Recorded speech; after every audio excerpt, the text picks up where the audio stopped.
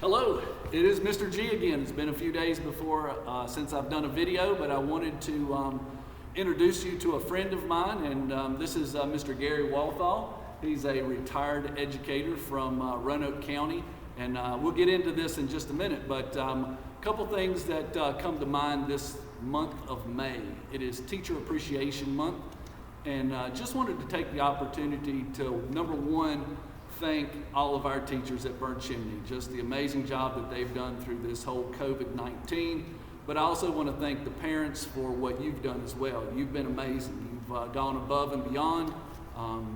One of our goals has been not to stress you out, even though I know we have, but our goal has really been not to do that. But you have been amazing.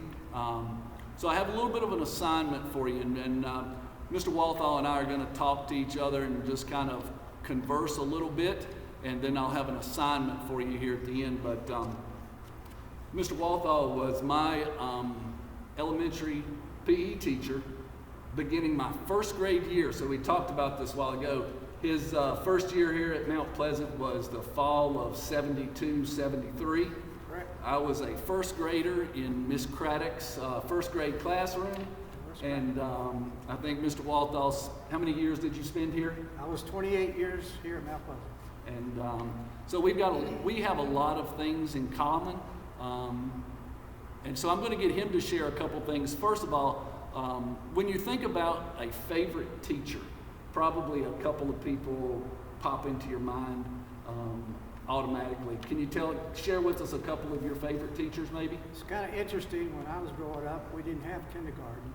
We had first grade through seventh grade, and then you went to high school 8 through 12. I was from Salem and went to Andrew Lewis High School. Went to West Salem Elementary School. My seventh grade teacher was the hardest teacher. We had to do booklets, and we had to do more work than anybody that I think. But I respected her. I learned a lot from her.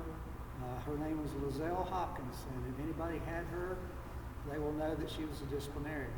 But I think it was good for me, especially the next year heading off to the 8th grade. She taught me a lot, made me the patrol captain. I got to go to Washington, D.C. So for a little boy going from Salem, Virginia to Washington, D.C. for patrol camp was great. So I would say she was probably my favorite, even though she was my hardest. In high school, one of my favorite teachers was a lady by the name of Miss Harper, and she taught 9th grade algebra. Fast forward, her husband ended up being one of our principals here at Mount Pleasant for about 4 years. And I liked math that time. I didn't do great on it, but I really liked it. She was a very motivating teacher, but she was also understanding and helped me out a whole lot. So I'd say those were my favorite two teachers. Very interesting. And as I think back through my years, there's several people that come to mind, and I have several folks who are surprisingly were men teachers. Mr. Walthall was one of those. Barry Trent, if a lot of people from around our area will remember Barry Trent. And in college, I had a gentleman named Coach Dick. And all of these guys have served as more of a mentor to me than probably my favorite teacher. But Mr. Walthall was instrumental in where I'm at today.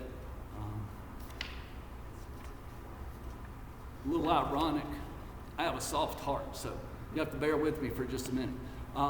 It's ironic that we're sitting in a gym because probably half of my life has been spent in a gym, whether it were my childhood, whether it was in high school with Coach Trent. I spent two periods a day in high school with Coach Trent, and then in college, Coach Dick, he mentored me, and I spent a lot of time in the gym there as well, working and doing things there. Mr. Walthall was one of the favorite things that I can remember from your class was hockey.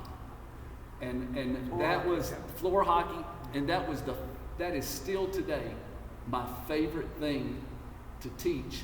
And if I go through the gym and my gym teacher's playing hockey, I have to stay. You have to stop and play. Yeah.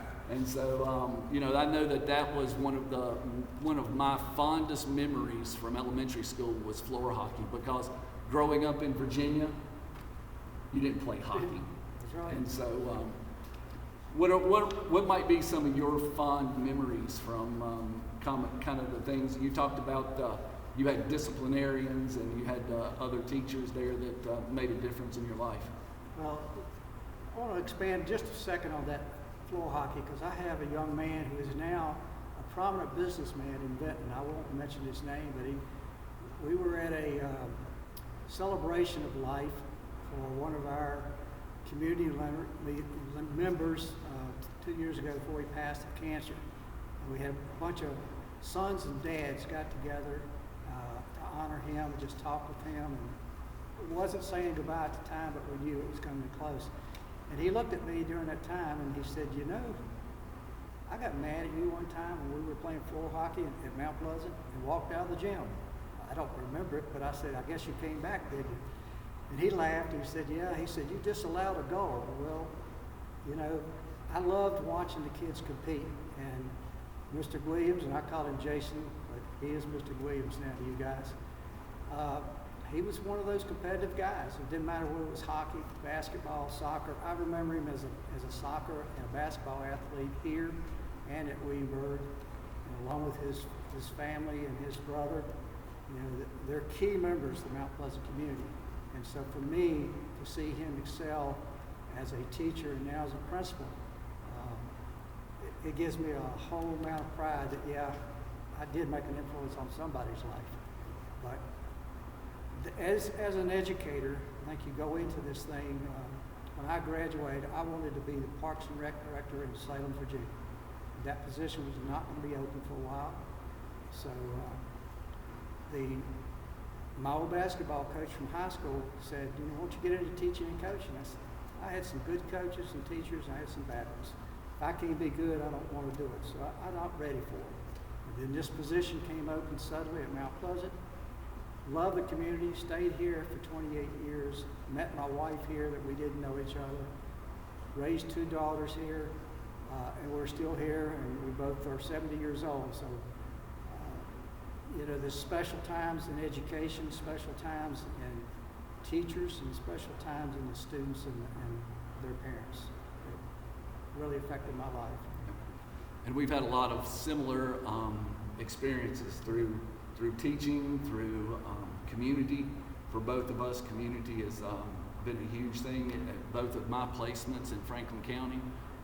Community has been something that's very, very important. Doing things well and doing them right has always been something that you taught me. So my assignment to our students is for parents, talk to your student about your favorite teacher. The interesting thing about school is everybody has an experience with school. Some are positive, and as Mr. Walthall talked about, some of them are negative. But we want to focus on those positive experiences. Talk to your student about your favorite teacher. Why were they your favorite teacher? What did they do that made it special? And sometimes, and most of the time, it's not the teacher who was necessarily the funnest or the easiest. A lot of times it was the one who found that you had some struggles and they helped you through that struggle. Whether it was Miss Griffith in 3rd grade who found me some extra help in reading. Whether it was Miss Furrow in 5th grade who found out that as a 5th grader, I didn't know my multiplication tables. And so when my parents found that out, there were some, let's say there were some things taken away. So, but they were not necessarily easy on us, but they knew the things that we needed, and that's what made them special. Mr. Walthall, I'd like to thank you for just being a mentor to me for many years. I'm honored, and if you guys are fortunate enough to be right now at Burnt Chimney, be a student or be a parent under this man, I know you're in good hands. So keep up the good work. Listen to his advice, because the man knows what he's talking about. Sometimes, and sometimes I have to find it out. So I really appreciate it, and thank you, Mr. Walthall, and you guys have a good evening.